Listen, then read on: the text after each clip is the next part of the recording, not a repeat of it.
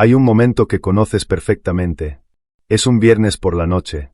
Tu teléfono tiene 3 mensajes sin responder de distintas personas invitándote a salir. Hay música en algún lugar, hay gente, hay la posibilidad de algo que la cultura llama diversión. Y tú estás sentado en tu cuarto, con una luz suave, con algo que leer o ver o simplemente con el silencio, y lo que sientes no es culpa exactamente, aunque hay algo de eso también. Lo que sientes principalmente es algo parecido a alivio. A que el mundo puede seguir girando ahí afuera y tú, por esta noche al menos, no tienes que girar con él. Y entonces empieza la voz. La que dice que algo está mal en ti. Que la gente normal quiere salir. Que quedarse en casa es una señal de algo que no deberías ser. Que estás desperdiciando tu juventud, tu tiempo, tus posibilidades. Que te vas a arrepentir. Que eres raro. Quiero hablar contigo sobre esa voz. Sobre de dónde viene, que está protegiendo y por qué merece ser examinada antes de obedecida. Porque hay una historia que la cultura lleva décadas contando sobre las personas que prefieren su casa. Una historia que las etiqueta de manera que ya conoces, introvertidos, solitarios, antisociales, tímidos, con problemas de socialización. Y hay algo de verdad en algunas de esas categorías para algunas personas. Pero la historia que se cuenta es demasiado simple para un fenómeno que es, en realidad, profundamente complejo. Y esa simplificación, esa reducción de una preferencia válida y a veces profundamente inteligente a un déficit que necesita corrección, es exactamente el tipo de narrativa que vale la pena desmantelar. Blaise Pascal, el filósofo y matemático francés del siglo XVII, escribió algo que durante siglos fue leído como una observación sobre la soledad humana y que hoy suena casi como una descripción clínica de la ansiedad social. Todos los problemas de la humanidad se derivan de la incapacidad del hombre de sentarse solo y en quietud en una habitación. Esta frase, que a primera lectura parece un insulto a la especie, es en realidad algo más matizado. Pascal no estaba diciendo que las personas que se quedan en casa son más inteligentes. Estaba señalando que la incapacidad de estar quieto, la urgencia de estar siempre en movimiento, siempre ocupado, siempre en compañía, frecuentemente viene no del deseo genuino de conexión sino del miedo a lo que aparece cuando el ruido se apaga. Y aquí está el primer giro que quiero que consideres. Las personas que prefieren quedarse en casa no siempre están huyendo del mundo. A veces están yendo hacia algo. Hacia el silencio que les permite pensar con claridad.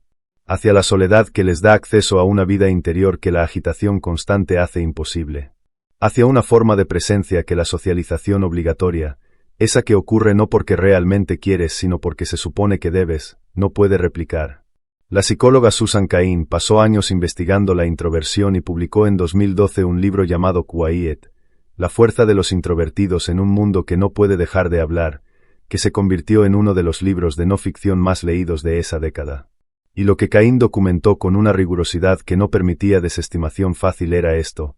Aproximadamente entre 1/3 y la mitad de la población tiene una orientación introvertida. Una orientación donde la energía se recarga en la soledad en lugar de en la compañía. Donde el estímulo excesivo no energiza sino que agota. Donde la profundidad de pocas interacciones genuinas es preferible a la amplitud de muchas interacciones superficiales. Pero Cain también identificó algo que va más allá de la introversión como rasgo de personalidad. Identificó que vivimos en lo que ella llama el ideal extrovertido. Una cultura que equipara la sociabilidad con la salud mental, el liderazgo con la extroversión, el éxito con la visibilidad constante. Una cultura donde quedarse en casa requiere justificación y salir a fiestas no. Donde el silencio necesita disculparse y el ruido es la condición por defecto. Y esa cultura, dijo Cain, no solo falla a las personas introvertidas. Les dice que algo está roto en ellas cuando en realidad lo que tienen es simplemente una forma diferente, igualmente válida, de relacionarse con el mundo y con la energía. ¿Cuántas veces inventaste una excusa para no salir en lugar de decir simplemente que preferías quedarte? ¿Cuántas veces dijiste estoy cansado o no me siento bien cuando la verdad era mucho más simple y mucho menos permisible en el vocabulario social? Prefiero estar solo. ¿Cuántas veces esa preferencia honesta, esa que no necesita justificación, la enterraste debajo de una narrativa que sonara más aceptable para los demás? Esa supresión tiene un costo que no siempre se ve de manera inmediata. El costo de vivir en desacuerdo con lo que uno es. De gastar energía en explicar y excusar y disculpar una preferencia que en realidad no necesita ninguna de esas 3 cosas. De internalizar, con el tiempo, la narrativa cultural que dice que lo que eres no está bien, que lo que necesitas es diferente de lo que quieres, que tus mejores momentos son los que el mundo aprueba en lugar de los que te producen algo genuino. Henry David Thoreau, que ya mencioné en otras conversaciones porque sigue siendo uno de los pensadores más honestos sobre la relación entre el ser humano y su entorno, escribió algo en Walden que aplica directamente aquí. Fui a los bosques porque quería vivir deliberadamente. Quería confrontar solo los hechos esenciales de la vida y ver si podía aprender lo que tenía que enseñar. No quería, cuando llegara a morir, descubrir que no había vivido.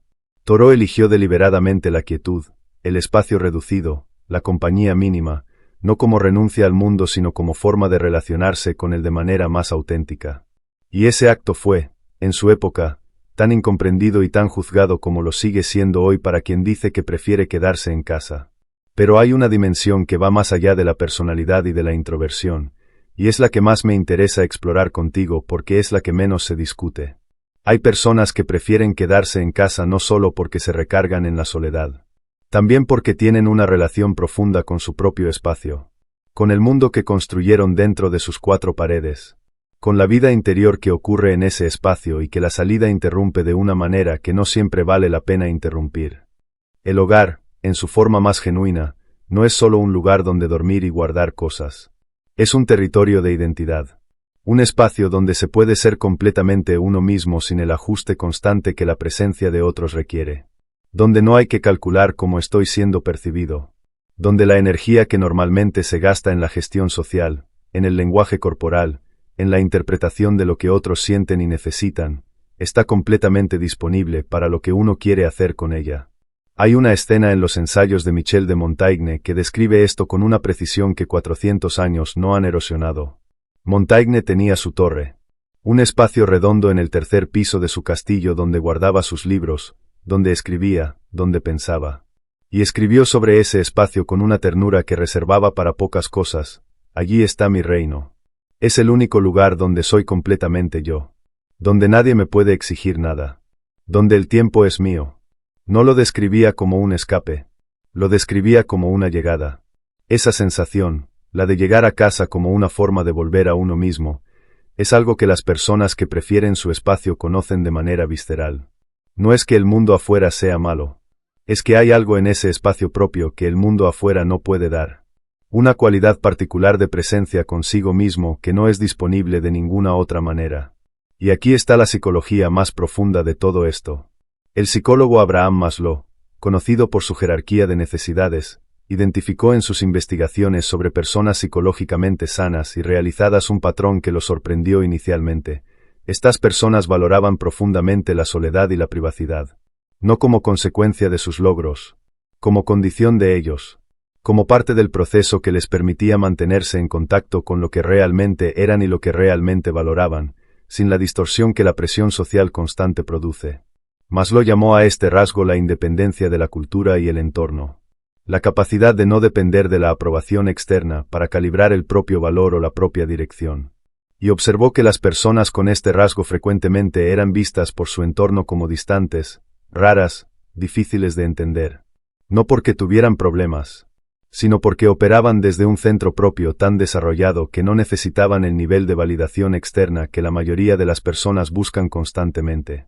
Pero debo ser honesto contigo, porque esta conversación no sería completa sin serlo. Quedarse en casa no es siempre una señal de salud interior ni de profundidad psicológica. A veces lo es. Y a veces es exactamente lo contrario. A veces el hogar se convierte en un refugio del miedo en lugar de un territorio de identidad. A veces la preferencia por quedarse tiene menos que ver con lo que la casa ofrece y más con lo que el mundo afuera activa. El miedo al juicio. La ansiedad social que se ha ido expandiendo hasta hacer que cualquier interacción parezca demasiado costosa. La depresión que lentamente reduce el radio de vida hasta que solo queda el cuarto. La evitación que se disfraza de preferencia. ¿Cómo distinguir entre los dos? No siempre es fácil. Pero hay una pregunta que ayuda más que cualquier otra. Cuando te quedas en casa, ¿estás yendo hacia algo o huyendo de algo? Cuando eliges tu espacio, ¿hay algo genuino que encontrar ahí? ¿Algo que construir? ¿Algo que experimentar que te llena de una manera que el exterior no puede? ¿O hay una lista creciente de cosas que evitas, de situaciones que te producen ansiedad, de contactos que requieren demasiado de ti para enfrentarlos? La primera es salud. La segunda es una señal de que algo merece atención. Y la diferencia entre las dos no es la conducta visible, que en ambos casos puede parecer idéntica. Es la textura interior. La sensación de que el espacio propio es un lugar rico versus la sensación de que el exterior es un lugar demasiado peligroso. Carl Jung, que pasó décadas explorando la psicología de las personas desde sus rincones más profundos, escribió algo sobre la vida interior que aplica exactamente aquí. Quien mira hacia afuera sueña, quien mira hacia adentro despierta. No lo dijo como una condena a la vida social. Lo dijo como una observación sobre donde ocurre el conocimiento real de uno mismo. Y ese conocimiento, que solo se desarrolla en la quietud, en la reflexión, en el tiempo de cara a la propia experiencia sin la distracción de lo externo, es exactamente lo que el hogar, cuando se lo habita de manera consciente, puede proveer. Las personas que prefieren quedarse en casa con frecuencia tienen una vida interior extraordinariamente rica. No siempre, pero con frecuencia. Han aprendido a habitar su propio espacio mental de una manera que no requiere estímulo externo constante para sentirse plenas. Tienen proyectos, ideas, mundos internos que sostienen una existencia que desde afuera puede parecer pequeña pero que desde adentro es vasta. Leen, piensan, crean. Se conocen a sí mismas de una manera que la agitación constante no permite. Y esa riqueza interior, esa capacidad de encontrar suficiente en el propio espacio, no es un defecto de socialización. Es una forma de libertad que pocas personas alcanzan y que muchas envidian sin reconocerlo, porque la cultura en que vivimos no les ha dado el vocabulario para entender que lo que ven en quien prefiere su casa no es carencia sino una forma diferente de plenitud. Hay algo que quiero preguntarte directamente. Cuando te quedas en casa en lugar de salir, ¿cómo te tratas a ti mismo después? ¿Con comprensión o con crítica? ¿Te permites disfrutar de esa elección o la envenenas con la culpa de lo que crees que deberías estar haciendo? Porque hay personas que se quedan y no disfrutan porque están demasiado ocupadas juzgándose por haberse quedado. Y eso es un tipo particular de crueldad hacia uno mismo que no produce ni la introversión ni el aislamiento.